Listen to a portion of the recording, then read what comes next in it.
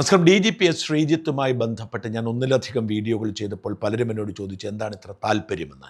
അധികാരത്തിൻ്റെ ഉന്നത ശ്രേണിയിലെത്തിയാലും ചിലർ ബോധപൂർവം വേട്ടയാടാൻ ഇറങ്ങിയാൽ പണി കിട്ടും. പണി കൊടുക്കാൻ ആഗ്രഹിക്കുന്നവർ സംഘടിതമായി ആക്രമിക്കാൻ തീരുമാനിച്ചാൽ ഏത് ഉന്നതനും രക്ഷയില്ല. അങ്ങനെയെങ്കിൽ പിന്നെ സാധാരണക്കാരൻ്റെ അവസ്ഥ എന്തേ എന്ന് വ്യക്തമാക്കാനാണ് പലപ്പോഴും ഞാൻ ഈ വിഷയത്തിലൂടെ ശ്രമിച്ചിട്ടുള്ളത്. കഴിഞ്ഞ ഏതാനും ദിവസങ്ങളായി ഹൈക്കോടതി ഇപ്പോൾ ശ്രീജിത്തിനെ മൂക്കിൽ കയറ്റും, ശ്രീജിത്തിൻ്റെ DGP പദവി നഷ്ടപ്പെടുമെന്നൊക്കെ പറഞ്ഞ് ബഹളം വെച്ചുകൊണ്ടിരുന്ന മാധ്യമങ്ങൾ, ചാനലുകളാവട്ടെ പത്രങ്ങളാവട്ടെ, അവരൊക്കെ ആ കേസിലൊരു തീരുമാനമുണ്ടായപ്പോൾ നിശബ്ദത പാലിക്കുക മാത്രമല്ല, അവർ പറഞ്ഞതാണ് ശരിയെന്ന് വയ്ക്കാൻ വേണ്ടി പുകമുറ സൃഷ്ടിച്ചുകൊണ്ടൊരു വാർത്ത കൊടുക്കുകയും ചെയ്തു. നോക്കൂ, ഇന്നത്തെ മലയാള മനോരമ ദിനപത്രത്തിലെ വാർത്ത. ശ്രീജിത്തിനെതിരായ പരാതി, അഡീഷണൽ ചീഫ് സെക്രട്ടറിക്ക് ഹൈക്കോടതിയുടെ വിമർശനം. ADGP ആയിരിക്കവേ ശ്രീജിത്ത് വിദേശ സ്വകാര്യ സ്ഥാപനത്തിന്റെ ഉദ്ഘാടന ചടങ്ങിൽ പോലീസ് യൂണിഫോമിൽ അനധികൃതമായി പങ്കെടുത്തുന്ന പരാതി പരിഗണിക്കവേ അഡീഷണൽ ചീഫ് സെക്രട്ടറി ഹൈക്കോടതിയുടെ വിമർശനം. ഹർജിക്കാരനെ കേട്ട് തീരുമാനമെടുക്കണമെന്ന് കോടതിയുടെ നിർദ്ദേശം നടപ്പിലാക്കാൻ സമയം തേടി കീഴുദ്യോഗസ്ഥർ വഴി കഴിഞ്ഞ ദിവസം അപേക്ഷ നൽകിയതിനായിരുന്നു വിമർശനം. നിലവിൽ വിജിലൻസ് അന്വേഷണത്തിൽ ആവശ്യമില്ലെന്നും അഡീഷണൽ ചീഫ് സെക്രട്ടറി അറിയിച്ചതിനെ തുടർന്ന് ഹർജി ഹൈക്കോടതി തീർപ്പാക്കി. വാർത്ത കൃത്യമായി പറയുന്നുണ്ട്, കേസ് തള്ളി, വിജിലൻസ് അന്വേഷണം ആവശ്യമില്ല. പക്ഷേ വാർത്തയുടെ തലക്കെട്ടും വാർത്തയുടെ തുടക്കവുമൊക്കെ ശ്രീജിത്തിനെതിരാണ്. ഏഷ്യാനെറ്റ്, ഞാൻ എപ്പോഴും റെഫർ ചെയ്യുന്നത് കൊണ്ടാണ് ഈ രണ്ട് സ്ഥാപനങ്ങൾ പറയുന്നത്. ഏഷ്യാനെറ്റ് DGP ശ്രീജിത്തിന് വിദേശയാത്ര എന്ന് തന്നെയാണ് അവരുടെ തമ്പിമേലിൽ കൊടുത്തിരിക്കുന്നത്. പിന്നെ മറ്റ് ചാനലുകളുടെയും പത്രങ്ങളുടെയും കാര്യം പറയേണ്ടതില്ലല്ലോ. പക്ഷേ യഥാർത്ഥത്തിൽ സംഭവിച്ചത് എന്താണ്? ശ്രീജിത്തിനെതിരെയുള്ള പരാതി നിലനിൽക്കുന്നതല്ല, യാതൊരു തെളിവുമില്ല. അതുകൊണ്ട് ഈ പരാതിക്കാരൻ ആവശ്യപ്പെട്ടതുപോലെ ഒരു വിജിലൻസ് അന്വേഷണം ആവശ്യമില്ല എന്ന് ഹൈക്കോടതി ഉത്തരവിറക്കി. ആ ഉത്തരവാണ് ഞാൻ പ്രേക്ഷകരെ കാണിക്കുന്നത്. പക്ഷെ ആ ഉത്തരവിന്റെ കാര്യം പറയുമ്പോൾ പോലും ശ്രീജിത്ത് വിദേശയാത്ര നടത്തി എന്ന ഒരു തോന്നൽ ഇത് കാണുന്നവർക്കുണ്ടാവുക എന്ന ലക്ഷ്യത്തിൽ വാർത്ത എഴുതുകയാണ് നമ്മുടെ മാധ്യമങ്ങൾ. ഈ വിഷയം നേരത്തെ തന്നെ ഞാൻ അവതരിപ്പിച്ചതാണ്. കേന്ദ്ര സർക്കാരിൻ്റെ ഉത്തരവുണ്ട്, ഒരു IPSകാരനും ഇനി സ്വകാര്യ ആവശ്യത്തിന് വേണ്ടി വിദേശത്ത് പോകുമ്പോൾ അനുമതിയുടെ ആവശ്യമില്ല, ഇൻറ്റിമേറ്റ് ചെയ്താൽ മതി, അറിയിച്ചാൽ മതി, ഞാൻ ഇന്ന കാര്യത്തിന് വേണ്ടി പോകുന്നു. അവരുടെ നിയമാനുസൃതമായ അവധി സമയത്തായിരിക്കണം, ഇതാണ് നിയമം. എന്നിട്ടും ഇത്തരം വിവാദമുണ്ടാവാൻ സാധ്യതയുള്ളതുകൊണ്ട് DGPയുടെയും ചീഫ് സെക്രട്ടറിയുടെയും അനുമതി വാങ്ങിയാണ് പോയത്. ഈ അനുമതിയാണ് ഞാൻ വീണ്ടും ഒരിക്കൽ കൂടി കാണിക്കുന്നത്, പലതവണ കാണിച്ചിട്ടുണ്ട്. എന്നിട്ടും അനുമതിയില്ലാതെ വിദേശത്ത് പോയി. രണ്ടാമത്തെ ആരോപണം, യൂണിഫോം ധരിച്ച് ഉദ്ഘാടന ചടങ്ങിൽ പങ്കെടുത്തു. അത് സത്യമല്ലാതെ ഞാൻ വീഡിയോ കാണിച്ചു, വീണ്ടും കാണിക്കാം. ഇതോടൊപ്പം കാണിക്കുന്ന വീഡിയോ അതാണ്, ഈ ഉദ്ഘാടന ചടങ്ങിന്റെ വീഡിയോ ആണ്. ശ്രീജിത്ത് യൂണിഫോം ധരിച്ചല്ല പങ്കെടുത്തത്. രണ്ട് നുണകൾ പറഞ്ഞിട്ട് അതിനോടൊപ്പം ട്രാൻസ്പോർട്ട് കമ്മീഷൻ ആയിരുന്നപ്പോൾ അഴിമതി നടത്തി എന്നുള്ള ഒരു വേഗ ആരോപണം, തെളിവില്ല. ഇതുകൂടി കൂട്ടി ഹൈക്കോടതിയിൽ പോകുന്നു. ഹൈക്കോടതി ഹോം സെക്രട്ടറിയുടെ വിശദീകരണം തേടുന്നു. ഹോം സെക്രട്ടറി വിശദീകരണം കൊടുക്കാൻ വൈകുന്നു. പരാതിക്കാരനെയും ശ്രീജിത്തിനെയും ഒരുമിച്ചിരുത്തി തെളിവെടുക്കാൻ ശ്രമിച്ചുവെന്ന ആരോപണം ഉന്നയിച്ച് പരാതിക്കാരൻ ചെല്ലുന്നു. ഹൈക്കോടതി അതിന്റെ പേരിൽ ചൂടാവുന്നു. ഇതെല്ലാം വാർത്തയാണ്. പിന്നീട് ഹോം സെക്രട്ടറിയോട് നേരിട്ട് ഹാജരാകാൻ ഉത്തരവിടുന്നു. ഇതൊക്കെ വാർത്തയാണ്. ഇതൊക്കെ കേൾക്കുമ്പോൾ നമ്മൾ ഓർക്കും ശ്രീജിത്തിന് പണി തെറിക്കും. ഇതെല്ലാം സംഭവിച്ചിട്ട് എന്താണ് ഒടുവിൽ സംഭവിച്ചത്? കോടതിയുടെ മുമ്പിൽ കൃത്യമായ തെളിവുകളുണ്ട്. കോടതി അതെല്ലാം പരിശോധിച്ചു. ബഹുമാനപ്പെട്ട ഹൈക്കോടതി ജഡ്ജി ജസ്റ്റിസ് ബദറുദ്ദീൻ അത് വളരെ കൃത്യമായി പരിശോധിച്ചിട്ട് ഇത് നിലനിൽക്കുകയില്ല, ഇങ്ങനെയൊരു വിജിലൻസ് അന്വേഷണത്തിന്റെ ആവശ്യമില്ല എന്ന് തീരുമാനമെടുത്തു. പുകമറ സൃഷ്ടിച്ച് പലതവണ വാർത്ത ചെയ്ത മാധ്യമങ്ങൾ ഈ വിജിലൻസ് അന്വേഷണ ആവശ്യം തള്ളി എന്ന് പോലും പറയുന്നില്ല. എന്തൊരു കഷ്ടമാണെന്ന് ആലോചിച്ചു. ചിലർ ബോധപൂർവം ഇത്തരം പുകമറ സൃഷ്ടിച്ചുകൊണ്ടിരിക്കുന്നു. ഈ ഡിബിൻ ഇടവന എന്നു പേരുള്ള മോട്ടോർ വാഹന വകുപ്പിലെ ഒരു സാധാരണ ഉദ്യോഗസ്ഥൻ, AMV ആണ്. അദ്ദേഹമാണ് ഈ കേസിന്റെ പിന്നിൽ പ്രവർത്തിച്ചയാൾ. നിയമവിരുദ്ധമായി ഈ AMV ടെസ്റ്റിന് ഒരുക്കാം എന്ന് പറഞ്ഞ് പണം പിരിച്ചതിന്റെ പേരിൽ പരാതി ഉണ്ടാവുന്നു. അതുപോലെ തന്നെ ഒരു സ്ത്രീയെ പീഡിപ്പിച്ചതിന്റെ പേരിൽ കേസുണ്ടാവുന്നു, FIR ഇടുന്നു. ഇതിന്റെ പേരിൽ ട്രാൻസ്പോർട്ട് കമ്മീഷണറായിരുന്ന ശ്രീജിത്ത് നടപടിയെടുത്തതിന്റെ വാശി തീർക്കാൻ ഇയാൾ ചിലരെ കൂട്ടുപിടിച്ചു. അതിന്റെ കാരണം ശ്രീജിത്തിനോട് പക വീട്ടാൻ തയ്യാറായിരിക്കുന്ന ഒരു പിടി ആളുകളുണ്ട്. അതിലൊരാൾ പൊതുപ്രവർത്തനായ KM ഷാജഹാനാണ്. ഷാജഹാൻ VSന്റെ അഡീഷണൽ പ്രൈവറ്റ് സെക്രട്ടറി ആയിരിക്കുമ്പോൾ, ശ്രീജിത്ത് കൊല്ലം SP ആയിരിക്കുമ്പോൾ അവർ തമ്മിലുണ്ടായ ഒരു ഉരസൽ. ആ ഉരസലിനെ തുടർന്ന് ഷാജഹാൻ നിന്നെ കാണിച്ചു തരാമട എന്ന് പറഞ്ഞിറങ്ങിയതാണ്. മാത്രമല്ല ശ്രീജിത്ത് ഇടപെടുന്നവരോട് വളരെ ആത്മാർത്ഥത കാണിക്കും. അതിന് പേരിൽ ശ്രീജിത്ത് പലപ്പോഴും പണി വാങ്ങിയിട്ടുണ്ട്. ശ്രീജിത്തുമായി വളരെ അടുപ്പമുണ്ടായിരുന്ന ഒരു മാധ്യമ പ്രവർത്തകൻ, ആ മാധ്യമ പ്രവർത്തകനും ശ്രീജിത്തും തമ്മിൽ തെറ്റുന്നു. ശ്രീജിത്തിന്റെ പേരിൽ അയാൾ പണം പിരിക്കുന്നു എന്ന് തെളിവ് കിട്ടിയപ്പോഴാണ് ഇവർ തമ്മിൽ തെറ്റുന്നത്. തുടർന്ന് തമിഴ്നാട്ടിലെ മറ്റൊരു കേസിൽ ഇയാൾ ജയിലിലാവുന്നു. ഏതാണ്ട് 50 ദിവസത്തിലധികം അയാൾ ജയിലിൽ കിടന്ന സാഹചര്യമുണ്ടായി.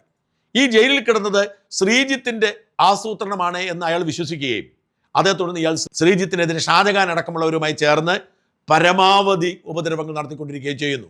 ഈ വളരെ അടുപ്പമുണ്ടായിരുന്നവർക്ക്, അക്കാലത്ത് അടുപ്പമുണ്ടായിരുന്ന എന്തെങ്കിലും ഭിന്നതയുള്ളവരെ കണ്ടെത്തി അവരെ കൊണ്ട് പരാതി കൊടുപ്പിക്കാൻ എളുപ്പമാണ്. ഈ പരാതികളൊന്നും നിലനിൽക്കുന്നതല്ല. ഇത്തരത്തിൽ 16 കേസുകളാണ് ശ്രീജിത്തിനെതിരെ ഈ കരിയറിൽ ഉടനീളം പലപ്പോഴായി പലരും കൊടുത്തിരിക്കുക. എല്ലാം പ്രൈവറ്റ് കംപ്ലൈൻറ്റുകളാണ്. ഈ പ്രൈവറ്റ് കംപ്ലൈൻറ്റ് ഒരു പോലീസ് കൊടുക്കുന്നു, പോലീസ് എടുക്കത്തില്ല, ഉടനെ CMP ഇടുന്നു, കോടതി കേസെടുക്കാൻ പറയുന്നു. ഈ കേസിന്റെ ഓരോ ഘട്ടത്തിലും വാർത്തകളാണ്. ഇവരുടെ ആഗ്രഹം അതാണ്, ഒരു വാർത്ത, കോടതി കേസെടുക്കാൻ പറയുന്നു. ഉദാഹരണത്തിന് A&S ഗ്രൻലേസ് എന്ന് പറയുന്ന ബാങ്കിൽ വിദേശത്ത് അക്കൗണ്ട് ഉണ്ട്, വലിയ സാമ്പത്തിക ഇടപാടുകൾ നടത്തുന്നു എന്ന് പറഞ്ഞൊരു വാർത്ത പുറത്തു വരുന്നു. ആ വാർത്തയെക്കുറിച്ച് ഉടൻ തന്നെ കോടതിയിൽ പോകുന്നു, കോടതി അന്വേഷിക്കാൻ ഉത്തരവിടുന്നു. IPS ഉദ്യോഗസ്ഥന് വിദേശത്ത് ബാങ്ക് അക്കൗണ്ട് എന്ന് പറഞ്ഞ് വലിയ വാർത്തകൾ വരുന്നു, വാർത്ത സൃഷ്ടിക്കാനുള്ള ആളുകളുണ്ട്. ഒടുവിൽ കേസ് അന്വേഷിച്ച് വന്നപ്പോൾ മനസ്സിലായത് 1983 തന്നെ പൂട്ടിപ്പോയതാണ് ഈ ബാങ്ക്. ഈ ഒരു ബാങ്ക് ഇന്ത്യയിൽ ഉണ്ടായിരുന്നു, പൂട്ടിപ്പോയതാണ്. അതിനുശേഷം 10-12 കൊല്ലം കഴിഞ്ഞാണ് ശ്രീജിത്തിന് IPS കിട്ടുന്നത് പോലും. അന്ന് ശ്രീജിത്ത് വിദ്യാർത്ഥിയാണ് ഈ ബാങ്ക് പൂട്ടിപ്പോകുമ്പോൾ. അങ്ങനെ ഒരു ബാങ്ക് പോലുമില്ല, പക്ഷേ വ്യാജരേഖ ഉണ്ടാക്കി കേസ് കൊടുക്കുന്നു. അതിന് പേര് ശ്രീജിത്തിന്റെ വാർത്ത വരുന്നു. ആ ബാങ്കേ ഇല്ല എന്ന് തെളിയുമ്പോഴത്തേക്ക് സമയം പോകുന്നു. അതുപോലെ തന്നെയായിരുന്നു ശ്രീജിത്തിന് ബിനാമി അക്കൗണ്ടുകൾ 4 ഉണ്ട് എന്ന് പറഞ്ഞ് മറ്റൊരു കേസ്.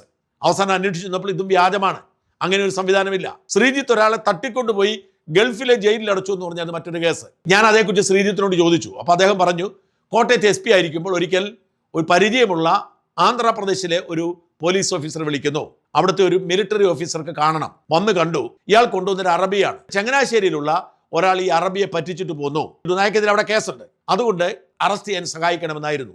അദ്ദേഹം പറഞ്ഞു, ഇതൊരിക്കലും സാധ്യമല്ല, ഇത് ഇന്ത്യ ഗവൺമെന്റ് ചെയ്യേണ്ട കാര്യമാണ്. ഇന്റർപോളിനെ അറിയിച്ച് ഇന്റർപോൾ ഇടപെടുമെങ്കിൽ ഇന്റർപോളിന്റെ ഭാഗമായിട്ട് പറ്റാം, അല്ലാതെ ഇവിടുന്ന് ഒരിക്കലും അറസ്റ്റ് ചെയ്തുകൊണ്ട് പോകാൻ പറ്റത്തില്ല, അത് അസാധ്യമാണ് എന്ന് പറഞ്ഞു വിട്ടു. എന്നാൽ ഈ കേസിന്റെ വിശദാംശങ്ങൾ അന്നത്തെ ചങ്ങനാശ്ശേരി CA വിളിച്ച് ശ്രീജിത്ത് ചോദിക്കുന്നു. അപ്പോൾ അദ്ദേഹം പറയുന്നു, ഈ പറയുന്ന കക്ഷി എനിക്കറിയാം, എൻ്റെ സുഹൃത്താണ്, അയാൾ വളരെ മാന്യനാണ്, അങ്ങനെ ചെയ്യില്ല എന്ന് പറയുന്നു. അങ്ങനെയെങ്കിൽ അയാളെ പോയി കാണുമെന്ന് പറഞ്ഞായിരുന്നു ഈ അറബിയെയും ഈ പട്ടാള ഓഫീസറെ വിട്ടത്. പിന്നീട് എന്ത് സംഭവിച്ചു ശ്രീജിത്തിന് അറിയില്ല. ഏതാനും നാളുകൾക്ക് ശേഷം ചങ്ങനാശ്ശേരി CAയുടെ ചുമതലയുള്ള DYSP ശ്രീജിത്തിനെ വിളിച്ചു ചോദിക്കുന്നു, ഈ ചങ്ങനാശ്ശേരി CAയ്ക്ക് വിദേശത്ത് പോകാൻ അവധി ചോദിച്ചിട്ടുണ്ട്, കൊടുത്തോട്ടെ? കൊടുക്കാം, അത് DYSP ആണ് അനുമതി കൊടുക്കേണ്ടത്, അയാൾക്ക് അവധി ഉണ്ടെങ്കിൽ കൊടുക്കാം. പിന്നീട് 6 മാസം കഴിഞ്ഞ് ശ്രീജിത്തിന്റെ നേതൃത്വത്തിൽ ഒരാളെ തട്ടിക്കൊണ്ടുപോയി ഗൾഫിലെ ജയിലിൽ അടച്ചു എന്ന പരാതി കാണുമ്പോഴാണ് ശ്രീജിത്ത് വിവരം അറിയുന്നത്. അപ്പോഴാണ് അറിയുന്നത് ചങ്ങനാശ്ശേരി CAയെ പോയി അറബി കാണുന്നു. അപ്പോൾ ചങ്ങനാശ്ശേരി CA അയാളെ വിളിച്ച് സംസാരിക്കുന്നു, എന്നിട്ട് കാര്യങ്ങൾ ബോധ്യപ്പെടുത്തുന്നു. അറബിക്ക് ബോധ്യപ്പെട്ടു അയാളല്ല ഉത്തരവാദി, മറ്റൊരാളാണ്, അക്കൗണ്ടന്റ് ആണെന്ന് ഉത്തരവാദി എന്ന് ബോധ്യപ്പെടുന്നു. ഒടുവിൽ ഈ ചങ്ങനാശ്ശേരി CAയും ഈ ആളും തമ്മിൽ സൗഹൃദമായതുകൊണ്ട് ഗൾഫിലെ കേസ് തീർക്കണമെങ്കിൽ അയാൾ അങ്ങോട്ട് പോകണം എന്ന് പറഞ്ഞ് ഇയാൾ തന്നെ പോകുന്നു. അപ്പോൾ അയാൾക്ക് തന്നെ പോകാൻ പേടി, CAയെ കൂടി കൂട്ടിക്കൊണ്ടുപോകുന്നു. CAയ്ക്ക് വിസ എടുത്തു കൊടുക്കുന്നത് പോലും ഈ തട്ടിക്കൊണ്ടുപോയി ജയിലിൽ അടച്ചു എന്ന് ആരോപിക്കപ്പെടുന്ന കഥാപാത്രമാണ്. അവിടെ ചെന്ന് കേസ് സെറ്റിൽ ചെയ്തു, തിരിച്ചു പോന്നു. അന്ന് അയാൾ ഒരു കാര്യം കൂടി ചോദിച്ചു ഈ CAയോടെ, നഷ്ടപ്പെട്ട ജോലി തിരിച്ചു കിട്ടണം. ഈ അറബിയോട് പറഞ്ഞു, ഞാൻ ഇതെല്ലാം ചെയ്തു തന്നില്ലേ, അവിടെ ജോലി കൊടുക്കുമെന്ന് പറഞ്ഞു. അയാൾ ജോലിക്ക് എടുത്തു. പക്ഷേ ഇയാൾ വീണ്ടും അവിടെ തിരിമറി നടത്തുന്നു. ഈ തിരിമറിയെ തുടർന്ന് അയാൾ അവിടെ ജയിലിലാവുന്നു. ജയിലിലായപ്പോൾ അയാളുടെ സഹോദരൻ ഇവിടെ തട്ടിക്കൊണ്ടുപോയി എന്ന പരാതി കൊടുക്കുകയാണ്. വാസ്തവത്തിൽ ഒരിക്കലും അത് സാധിക്കുന്ന കാര്യമല്ല. കാരണം വിസ വേണം അങ്ങോട്ട് പോകാൻ, 2 ഇവിടുത്തെ കസ്റ്റംസും ഇമിഗ്രേഷൻ ക്ലിയർ ചെയ്യണം, അവിടെ ചെന്നിറങ്ങണം, അവിടുത്തെ കസ്റ്റംസും ഇമിഗ്രേഷൻസ് ക്ലിയർ ചെയ്യണം. ഈ നടപടിക്രമങ്ങളൊക്കെ ഉണ്ടായിരിക്കവേ ഒരിക്കലും സാധ്യമല്ലാത്തൊരു കാര്യത്തിൽ പരാതി ഉണ്ടാവുന്നു. അവസാനം അന്വേഷിക്കുന്നു, ഇതൊക്കെ വ്യാജമാണെന്ന് തെളിയുന്നു. ഇത്തരത്തിൽ ഈ പരാതികൾ കൊടുക്കുന്നതും കേസ് കൊടുക്കുന്നതും ഒക്കെ ഒരേ കൂട്ടർ തന്നെയാണ്. 3-4 പേരാണ്. ഈ പറയുന്ന ആളുകൾ മാറി മാറി കേസ് കൊടുത്തുകൊണ്ടിരിക്കും. ഷാജഹാനാണ് നേതൃത്വം കൊടുക്കുന്നത്. ഷാജഹാന്റെ പഴയ പക, കമ്മ്യൂണിസ്റ്റ് ധാർഷ്ട്യം, ഇത് രണ്ടുകൂടി ചേരുമ്പോഴേക്കും കേസ് കൊടുത്തുകൊണ്ടേയിരിക്കും. ഇങ്ങനെ ഒരേ കേസ് തന്നെ പലരും കൊടുക്കുന്നു. ഒരു കേസ് തീരാൻ കുറഞ്ഞത് 10 വർഷമെങ്കിലും എടുക്കുമെന്നറിയാം. ഈ സമയത്തൊക്കെ ഇഷ്ടംപോലെ വാർത്ത വരും, പുകമറ സൃഷ്ടിക്കും, രാഷ്ട്രീയ അധികാരികൾക്ക് ഒരു പേടി വരും, പ്രൊമോഷൻ തടയാം, അല്ലെങ്കിൽ രാഷ്ട്രപതിയുടെ മെഡൽ തടയാം. ഇത്തരത്തിലുള്ള ഒരു ഗൂഢാലോചനയുടെ ഭാഗമായി ഇങ്ങനെ കൊടുത്തുകൊണ്ടിരിക്കുകയാണ്. അങ്ങനെ ഏറ്റവും ഒടുവിൽ കൊടുത്തതായിരുന്നു ഈ ശ്രീജിത്തിന്റെ നിയമവിരുദ്ധമായ വിദേശയാത്ര. അത് ഹൈക്കോടതി എടുത്ത് ആറ്റിലെറിഞ്ഞു. ബഹുമാനപ്പെട്ട ജസ്റ്റിസ് ബദറുദ്ദീനെ നിയമബോധം ഉള്ളതുകൊണ്ട് അതെടുത്ത് ആറ്റിലെറിഞ്ഞു. ആ കേസ് തീർന്നുപോയി. ഇത് തീരുമ്പോൾ അടുത്തത് കൊടുക്കാൻ വേണ്ടിയിട്ടായിരുന്നു ഈ ഡിപിൻ എടവണ തൻ്റെ സോഷ്യൽ മീഡിയയിൽ എഴുതിക്കൊണ്ടിരുന്നത് DGP ഒരു പാലക്കാടുള്ള സ്ത്രീയുമായി മോശം ബന്ധമുണ്ടാക്കിയെന്ന് പറഞ്ഞ് നുണ പറഞ്ഞുകൊണ്ടിരുന്നു. ഞാൻ ആ സ്ത്രീയെ വിളിച്ച് സംസാരിച്ചിട്ട് ആ വാർത്ത വ്യാജമാണ് എന്ന് അവർ സാക്ഷ്യപ്പെടുത്തുകയും അവർ ഈ പറയുന്ന ഡിപിൻ എടവണയ്ക്കെതിരെ പരാതി കൊടുക്കുകയും ചെയ്തതോടെ അത് കോടതിയിലേക്ക് എത്തണം നീക്കം പൊളിഞ്ഞുപോയി. നോക്കുക, നമ്മുടെ നാട്ടിൽ ഉന്നതനായ ഒരു പോലീസ് ഉദ്യോഗസ്ഥന് പോലും ഇതാണ് അവസ്ഥ. എന്നിട്ട് ഇത് നിരപരാധിയാണെന്ന് തെളിയുമ്പോൾ ആരും അറിയില്ല. വളരെ കൃത്യമായ റിപ്പോർട്ട് കൊടുത്തിട്ടുണ്ട് ആഭ്യന്തര സെക്രട്ടറി. ഈ ആരോപണമൊക്കെ വ്യാജമാണെന്നും എങ്ങനെയാണ് തെളിഞ്ഞതെന്നും കൃത്യമായി പറഞ്ഞു. ആ കൃത്യമായ റിപ്പോർട്ട് സ്വീകരിച്ചിട്ടാണ് കോടതി ആ കേസ് തള്ളിക്കളഞ്ഞത്. പക്ഷേ തള്ളിക്കളഞ്ഞത് വാർത്തയല്ല. കോടതിയിൽ ഈ ആഭ്യന്തര സെക്രട്ടറി മറുപടി കൊടുക്കാൻ വൈകിയതുകൊണ്ട് അതിനെ സമയം ചോദിച്ചപ്പോൾ കോടതി ശാസിച്ചത് അത് ശ്രീജിത്തിനെയല്ല, ആഭ്യന്തര സെക്രട്ടറി. അതാണ് വാർത്ത. നമ്മുടെ നാട്ടിലെ അവസ്ഥ ദയനീയമാണ്. ഉന്നതരായ ആളുകളുടെ അവസ്ഥ ഇതാണെങ്കിൽ സാധാരണക്കാരുടെ അവസ്ഥ എന്തായിരിക്കും?